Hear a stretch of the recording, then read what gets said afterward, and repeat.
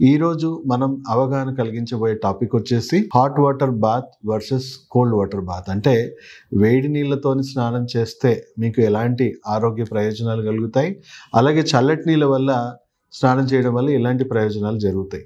So first of all స్నానం ఎందుకు చేస్తాము అంటే మనము మన శరీరంలో ఉన్న వ్యర్థాలు, మలినాలు ఏవైతే ఉన్నాయో యూరిన్ ద్వారా, మోషన్స్ ద్వారా ఎలా మన బాడీ సెక్రీట్ చేసుకుంటా ఉందో, అలాగే మన స్కిన్ పోర్స్ ద్వారా కూడా పర్స్పిరేషన్ ప్రాసెస్ ద్వారా మన స్వెట్ పోర్స్ నుంచి కూడా కొన్ని వ్యర్థాలు వెదజల్లుతూ ఉంటుంది.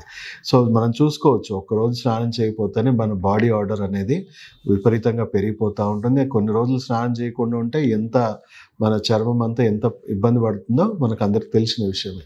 సో ఆబ్వియస్లీ ఫస్ట్ స్నానం చేయడం అనేది మనకి ఒక ఇంపార్టెంట్ పార్ట్. అయితే ఈ కోల్డ్ వాటర్ చేయడం వల్ల ఏంటి ప్రయోజనాలు, హాట్ వాటర్ చేయడం వల్ల ఇలాంటి ప్రయోజనాలు.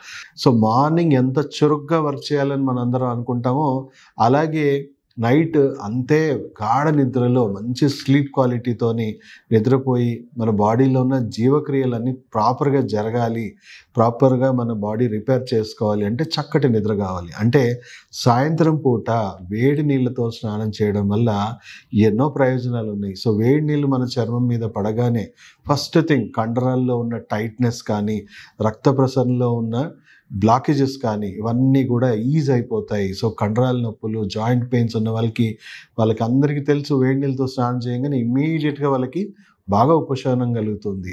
దాని తర్వాత ముఖ్యమైన ప్రయోజనం ఏంటి అని అంటే బ్రెయిన్ చాలా రిలాక్స్ అవుతుంది. దానివల్ల స్లీప్ క్వాలిటీ అనేది బ్రహ్మాండంగా ఉంటుంది. చాలా మంచి, అంటే మొత్తం మన శరీరంలో ఉన్న సింపథెటిక్, పారాసింపథెటిక్ నర్వస్ సిస్టమ్ని మనం ఎలా ఉత్తేజపరిచామో చల్లటి నీళ్ళతోని, అలాగే సింపథెటిక్, పారాసింపథెటిక్ నర్వస్ సిస్టమ్ని పూర్తిగా రిలాక్స్ చేయడం వల్ల చక్కటి స్లీప్ క్వాలిటీ అనేది ఇంప్రూవ్ అవుతుంది.